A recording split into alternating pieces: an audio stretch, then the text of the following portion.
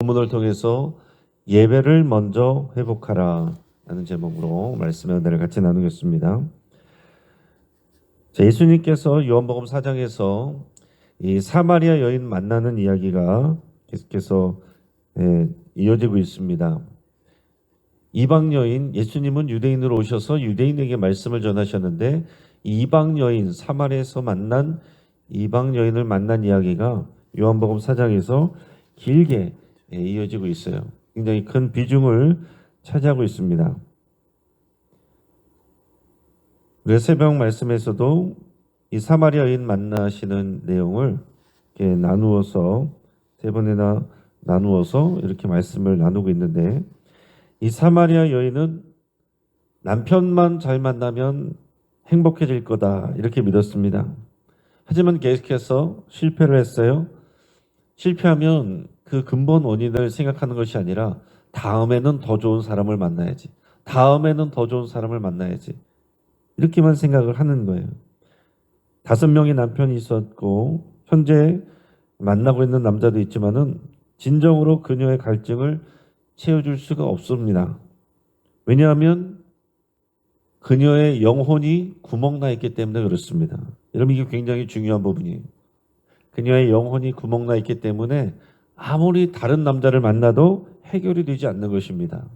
그 영혼이 치유되어야 그래야 우리가 그 다음의 일들이 풀어진다라는 거예요. 그녀의 영혼이 건강하지 못하니까 사람들과의 만남도 깨져 있다라는 것입니다. 여러분의 마음이 우리의 감정이 또 우리 몸에 영향을 미치잖아요. 의사들은 신경성이라고 다 얘기를 합니다. 마찬가지로 우리의 영혼의 문제가 우리 마음에도 영향을 미칩니다. 다 연결이 돼 있는 거죠. 자, 그녀의 남자는 모두 6명이었습니다. 5명의 남편이 있었고 지금 동거하는 남자도 있으니까 모두 6명이었어요.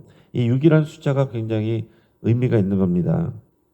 예수님이 로마 시간으로 6시에 이 사마리아 여인을 만나셨어요. 자, 6은 뭐라고 그랬습니까? 인간의 열심과 노력을 상징한다라고 그랬어요. 7은 완전수고 하나님이 또 운영하시는 숫자인데 거기서 하나가 모자라는 6은 하나님처럼 살려고 하는 인간의 노력, 인간의 열심, 인간적인 거, 세상적인 거 6이라는 숫자가 의미하는 바가 거기에 있어요. 지난 가나 혼인잔치에서도 도랑아리가 6개였던 것이 의미가 있고 괜히 그런 게 아닙니다. 자, 요한복음에서 숫자를 통해서 메시지를 또 전하고 있는 거예요. 나중에 요한계시록에 보면 짐승의 숫자, 하나님을 대적하는 짐승의 숫자, 지혜가 있는 사람은 헤아려 보라. 그 숫자가 666인이라 그랬죠. 자, 6이라는 숫자는 하나님 없이 살아보려는 인간의 열심, 인간적인 노력, 이것을 말합니다. 이 모습이 바로 이 여인이 영적으로는 망가져 있는데 세상적으로는 남편만 어떻게 잘 만나가지고 행복해 보려는 그런 모습을 숫자로 표현하고 있다는 얘기예요. 구멍난 영혼이 치료되지 않는 채 다음만을 찾는 겁니다. 다음에는 더 잘해보자. 다음에는 더 좋은 남자를 만나보자. 다음 사람은 다를 거야. 다음에는 부자를 만나보자. 다음에는 성격이 좋은 사람을 만나보자. 4번째, 3번째, 5번째 해결이 되지 않습니다. 무엇이 이 여성을 이토록 끊임없는 다음으로 몰아가고 있습니까? 남자를 잘못 골랐기 때문에 그랬을까요? 그게 아니에요. 더 본질적인 문제가 그 내면에 있다라는 겁니다. 그의 영혼이 구멍나 있는 거예요. 사랑하는 성도 여러분, 이 여성의 문제는 단순히 인간관계의 문제가 있는 게 아닙니다. 도덕적인 문제가 있는 게 아니에요. 요한복음 4장에서 그녀는 관계 중독, 또 잘못된 예배, 그 사이에 깊은 연결이 있다는 것을 오늘 본문이 보여주고 있는 것입니다.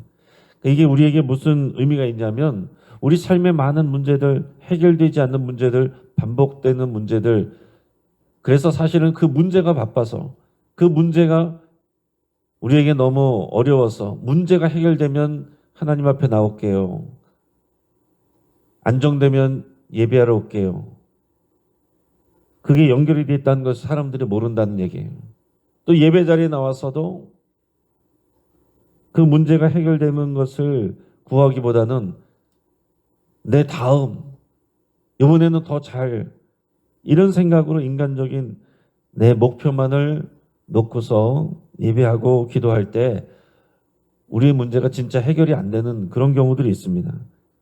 하나하나 해결되면 거기서 만족하고 그 다음 또 문제에 또 매달리고 그런 정도 수준에서 신앙생활하는 분들이 많다는 얘기죠. 우리 모두가 그럴 때가 많은데 그런 오늘 말씀에서처럼 그 문제가 결국은 우리의 영적인 영혼의 문제 가운데 예수님을 만날 때 해결된다는 것을, 그것이 예배라는 것을 우리가 확인하시고 우리의 영적인 이 문제가 예수님을 만나는 온전한 예배를 통해서 다른 문제들이 작아지는 그 귀한 역사가 저와 여러분들에게 있기를 축복합니다.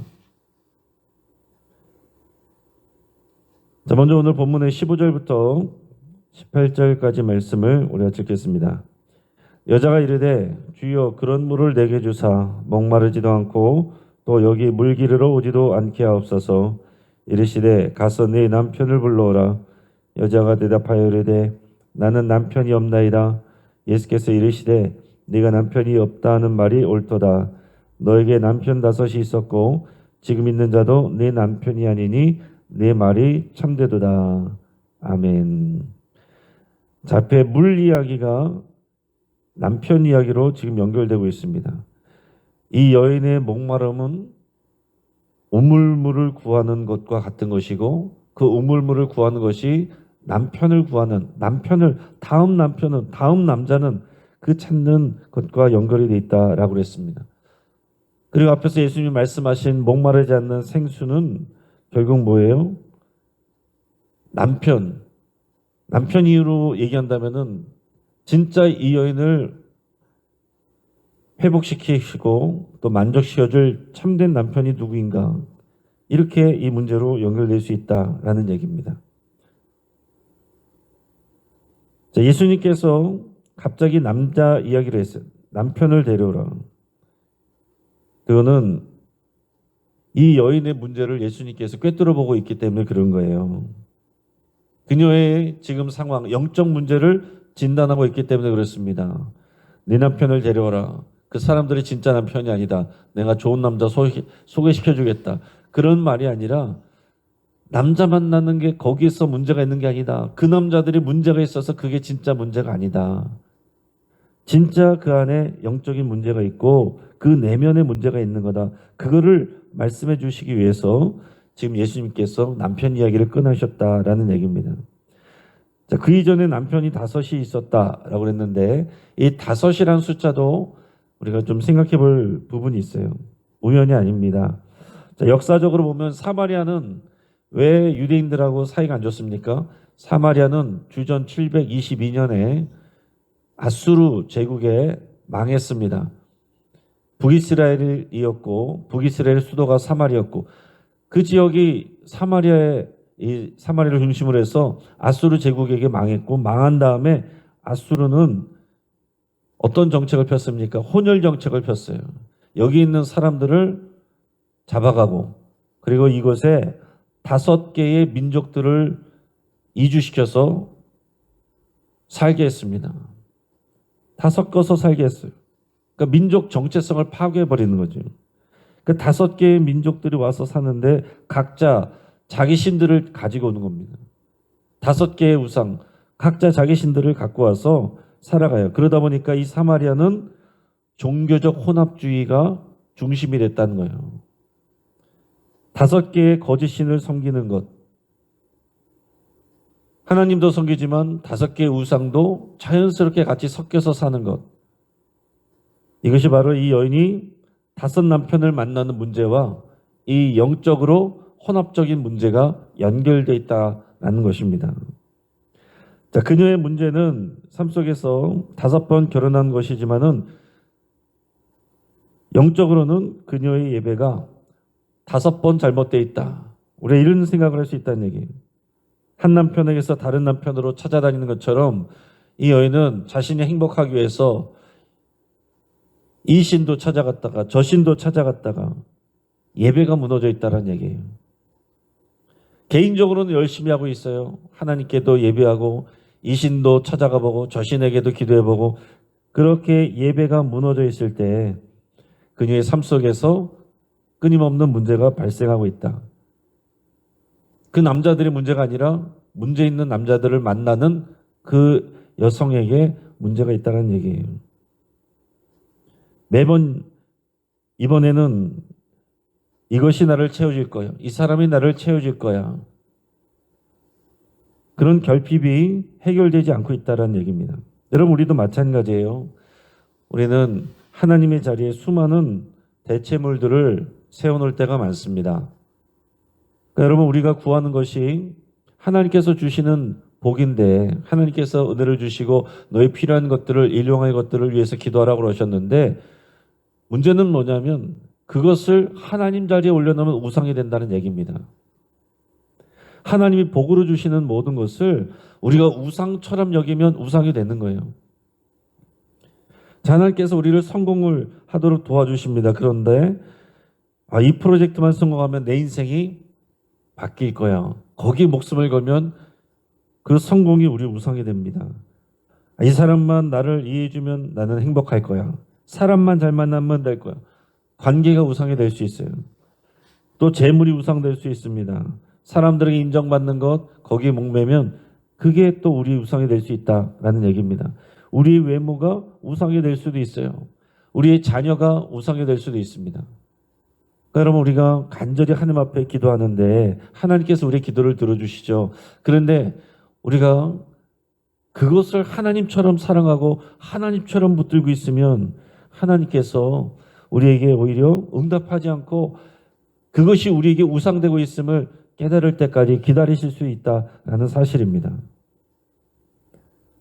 그리고 이런 것들을 얻어도 여전히 우리는 목마릅니다. 왜요? 영적인 문제가 해결되지 않으면 계속해서 목마르는 거예요.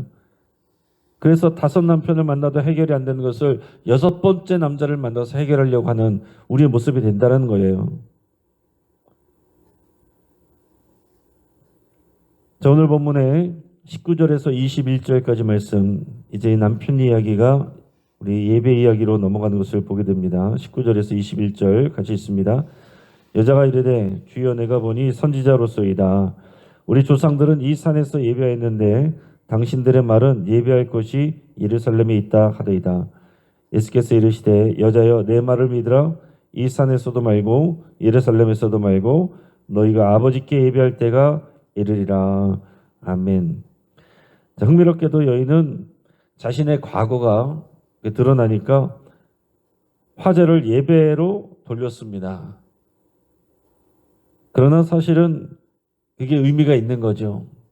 이 남편 이야기가 예배의 문제로 가는데 그냥 주제가 바뀐 것이 아니라 사실은 연결되고 있는 것이고 그 본질적인 문제로 찾아 들어가고 있는 거예요. 여성이 물었습니다. 예배는 어디서 드려야 됩니까? 우리 조상들이 말하는 산은, 이 사마리아 사람들이 말하는 산은 그리심산이에요.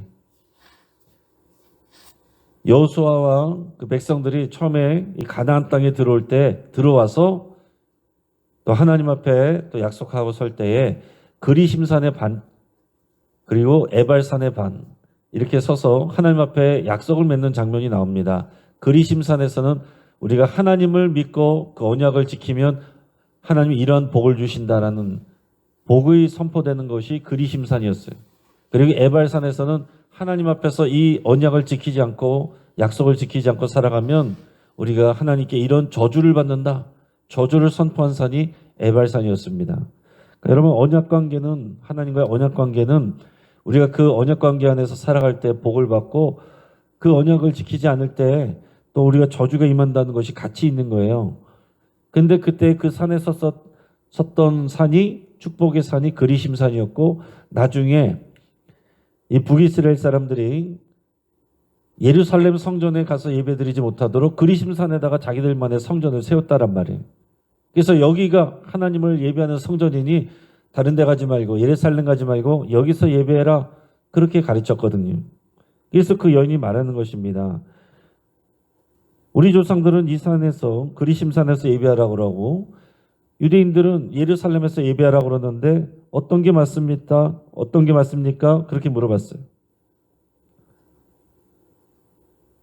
자, 이 여인은 평생 열심히 예배는 했겠지만은 온전하게 예배하지 못했습니다. 사마리아의 혼합주의적인 예배 가운데서 살았고 또 그리심산의 거짓 성전, 하나님은 그 예루살렘 성전에서 예배하게 하셨는데 이 잘못된 그리심산의 거짓된 성전에서 예배했어요. 그것은 그녀의 5 남편과 같은 것입니다. 형식은 있는데 생명이 없어요. 외형은 화려했지만은 그의 영혼을 채워줄 수가 없고 그 영혼을 살릴 수가 없는 겁니다.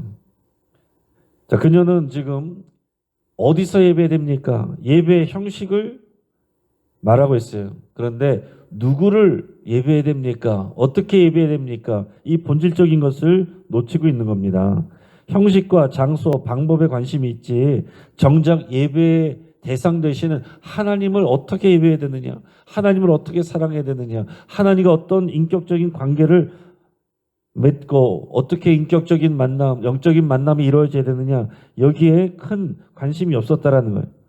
오늘날 우리 한국교회도 이런 문제가 있는 것입니다. 한국교회 안에 많은 예배가 있고 많은 교인들이요, 이제 하루 종일 인터넷을 통해서도 또 설교들도 듣고 더 많은 예배를 접해요. 요즘에는 교회 와서, 내가 다니는 교회 와서 예배도 드리지만은 오기 전에 다른 교회 목사님 설교도 듣고 끝나고 나서 다른 교회 또 목사님 또 설교도 듣고 예배도 듣고. 근데 정말 중요한 것은 뭡니까? 이 풍성해진 예배, 풍성해진 설교, 그 가운데서 정말 중요한 것은 뭐냐면 진짜 우리 예배 대상 되신 주님을 만나는 거다라는 얘기예요. 자, 가짜 남편을 만나는 예배와 진짜 남편을 만나는 예배, 그럼 어떻게 다르겠습니까? 자, 이 교회 찬양이 좋은데 내 마음에 좋아. 그것과 이 예배를 통하여서 내가 하나님을 깊이 만났어, 예수님을 깊이 만났어, 이 차이가 있는 거죠. 오늘 설교 좋은데 이것과 주님이 오늘 나에게 이렇게 말씀하셨어, 이게 다른 겁니다. 사람들이 많네 라는 것과 오늘 나에게 성령의 임재가 있었다, 이렇게 말하는 것은 다른 거죠. 이 교회는 프로그램이 다양해 라는 것과 나는 그리스도의 몸인 교회로 자라가고 있어 라는 것은 다른 겁니다. 내 필요를 채워줄 교회가 어딘가 라는 것과 내가 주님의 몸인 교회로 자라간다라는 고백은 다른 거예요. 마음에 안 맞으면은 또 다른 교회를 찾아가는 것과 내가 힘이 들고 어렵고 상처가 돼도 내가 주의 몸인 교회로 자라가고 있다는 고백을 하며 그 교회를 사랑하는 것은 다르다는 얘기예요. 설교가 재밌었네라는 것과 이 설교가 오늘 나에게 주신 말씀이라는 것을 고백하는 것은 다르다는 거죠. 자, 예배의 형식, 예배의 모습, 드러난 것과 정말로 내가 예배를 했느냐라는 것은 다르다는 거죠. 오늘 많은 사람들이 예배 현장에 있지만은 다 예배가 아니고, 다 하나님께서 받으시는 예배가 아니고, 다 예배하는 것 같지만은 다 그 가운데 예배의 주인공 되시는 예수님을 만나지 않는다라는 얘기입니다. 어떤 사람들은 온전한 예배가 되고 그 가운데서 정말 회복과 변화가 있고 주님을 사랑하고 하나님을 기뻐하는 그 예배가 이루어지지만은 어떤 사람들은 그냥 습관적으로 왔다 갔다 하는, 그러면서도 나는 예배 잘하고 있지, 이걸로 만족하고 드러내는 그런 모습들이 얼마든지 많이 있다라는 사실이에요. 하나님께서는 오늘도 참으로 예배하는 자를 찾고 계신다라고 그랬습니다. 22절에서 24절까지 말씀을 우리 같이 읽습니다. 너희는 알지 못하는 것을 예배하고 우리는 아는 것을 예배하노니 이는 구원이 유대인에게서 남이라. 아버지께 참되게 예배하는 자들은 영과 진리로 예배할 때가 오나니 곧 이때라. 아버지께서는 자기에게 이렇게 예배하는 자들을 찾으시느니라. 하나님은 영이시니 예배하는 자가 영과 진리로 예배할지니라. 아멘. 자, 예수님은 그리심산, 예루살렘, 이제는 그게 중요한 게 아니다. 형식이 중요한 게 아니다. 참으로 예배하는 그 예배자를 찾는 시대가 왔다. 새로운 시대가 왔다는 거예요. 그러면서 영으로 진리로 예배하는 그 예배가 참된 예배다라고 그랬습니다. 영으로 예배한다는 것은 성령의 도우심을 따라서 우리 영으로 예배를 하는 거예요. 어려운 거 아닙니다. 우리는 예배할 때 성령님의 도우심을 구하면 돼요. 성령님, 우리가 온전히 예배할 수 있도록 도와주십시오. 제가 주일 예배 인도할 때도 항상 그런 기도를 합니다. 오늘 예배가 우리의 영과 진리로 예배할 수 있도록 성령님 도와주십시오. 성령님 임재해 주십시오. 그런 기도를 괜히 하는 게 아니에요. 우리의 노력으로 예배를 잘 드려보겠다가 아니라 성령님이 도와주셔서 우리의 영으로 예배할 수 있도록 우리가 그렇게 기도하고 그런 마음가짐으로 나갈 때에 우리가 영으로 예배하게 됩니다. 그러니까 형식적인 겉으로 드려지는 예배가 아니라 우리 내면에서부터 우리 영혼이 하나님 앞에 나가는 그런 예배에 하나님이 찾으시는 예배예요. 진리로 예배한다는 것은 뭐예요? 반대로 진리로 예배하지 못한다는 것은 22절에서 너희는 알지 못하는 것을 예배한다. 뭐가 뭔지 모르고 그냥 열심히 하는 게 진리 없이 예배하는 것을 말하는 것입니다. 여러분, 대부분 다른 종교들은 뭐예요? 열심과 치성이에요. 내가 얼마나 열심히 했느냐, 얼마나 치성을 드렸느냐, 내가 얼마나 쉬지 않고 정성을 쌓았느냐, 거기에 따라서 예배가 결정된다고 생각합니다. 그러나 오늘 예수님이 말씀하신 것은 그 정성과 열심, 얼마나 더 좋은 제물을 많이 드렸느냐가 아니라 진리를 알고 예배하느냐, 그걸 말씀하고 있습니다. 그리고 그 진리의 중심, 그 진리 자체 되신 분이 누구세요? 예수 그리스도죠. 예수님이 그리스도라는 것을 알고 예수 그리스도를 통해서 예배하는 것, 그게 참된 예배라는 것을 말씀해 주십니다. 25절 26절 같이 있습니다. 여자가 이르되 메시아 곧 그리스도라 하는 이가 오실 줄을 내가 아노니 그가 오시면 모든 것을 우리에게 알려주시리라. 예수께서 이르시되 네게 말하는 내가 그라 하시니라. 아멘. 이게 굉장히 놀라운 일입니다. 예수님께서요, 많은 기적을 일으켰어도, 병자들을 고쳤어도 비밀로 하라고 그랬어요. 제자들에게도 비밀로 하라고 그랬습니다. 내 때가 아니다라고 그랬어요. 그런데 자격이 없는 사마리아인에게 가서 먼저 예수님이 내가 그다, 그리스도 메시아 내가 그다, 예수님이 직접 말씀하셨다고요. 놀라운 일입니다. 자격 없는 이 사마리아인에게 먼저 복음이 전달되는 거예요. 예수님이 그리스도다, 예수님이 진리시다. 이 예수님을 통해서, 진리 되신 예수님을 통해서 우리에게 또 성령님이 오시고 이 예수 그리스도와 성령님의 도우심으로 하나님 아버지를 참으로 예배하는 시대가 일렀다. 이 예수 그리스도를 참으로 만날 때 우리의 참 남편이 이 예수 그리스도시구나, 참 하나님 우리 아버지시구나, 이거를 알고 하나님을 기뻐하고 즐거워하며 우리 영으로 성령의 도우심으로 예배할 때 하나님을 만나고 그 예배를 통해 우리 영혼이 회복되고, 영혼이 회복될 때에 우리 삶의 문제들은요 작은 것이 되는 것이고, 그리고 하나님의 때에 또 응답도 되는 것이다 라는 것을 오늘 본문이 보여주고 있는 것입니다. 여러분, 이제 말씀을 정리합니다. 우리 삶 가운데 여러 가지 문제들이 있어요. 그리고 우리는 그 문제들의 해결을 위해서 관심을 집중하고 살아갑니다. 그러나 우리 주님이 우리를 바라보실 때, 그 기도를 들으시는 우리 하나님이 우리의 기도를 들으실 때 바라보시는 것은 우리 영혼의 문제입니다. 우리 영혼이 정말로 참 남편을 만나고 있느냐, 참 예배를 드리고 있느냐, 예배가 회복되지 않고서 문제가 해결되는 것, 그거는 오히려 복이 아닙니다. 내가 예배가 회복되지 않고 주님을 만나지 않고 찾지 않는데 하는 일이 너무 잘 돼요. 바빠서 예배드리기가 더 어려워요. 재앙입니다. 주님과 점점 더 멀어져요. 오히려 나에게 문제가 생기고 구멍이 나고 마음이 상하고, 그래서 주님 앞에 나와서 기도하다가 주님을 더 깊이 만나고 예배가 회복되면 그게 복입니다. 더 좋은 것은 평상시에 저 여러분들이 예배를 사모하고 참 예배를 드리고 그 예배를 통해서 우리 하는 모든 일도 하나님이 주시는 응답 가운데 감사하는 거, 이게 가장 좋은 거겠죠. 오늘 그런 삶이 저와 여러분들의 삶이 되기를 바라고, 그 무엇보다도 오늘 이 시간 여러분들의 문제보다도 예배를 회복하는 일에 여러분 관심을 가지시고 초점을 맞추시기를 축복합니다. 한참을 기도하겠습니다. 오늘 말씀을 붙잡고 기도할 때 형식적인 예배, 성의 없는 예배를 회개하고 온전한 예배 회복을 위해서 여러분 기도할 수 있기 바랍니다. 또 하나님과의 관계가 모든 다른 일의 뿌리인 것을 여러분 고백하시고, 내가 주님을 더 알기를 원합니다. 주님을 사랑하기를 원합니다. 이렇게 고백하시기 바랍니다. 그래서 성령님 나를 도와주셔서 영으로 진리로 예배하는 참 예배자로 서게 하여 주옵소서. 그렇게 기도하시기 바랍니다. 우리 환우들을 위해서 같이 기도해 주시고, 또 윤정희 원사님 어제 뇌출혈 수술 잘 받으시고 이제 아직 의식이 없으신데 깨어날 수 있도록 위해서 함께 기도해 주시고, 현명 원사님 오늘 스텐트 또 시술을 받습니다.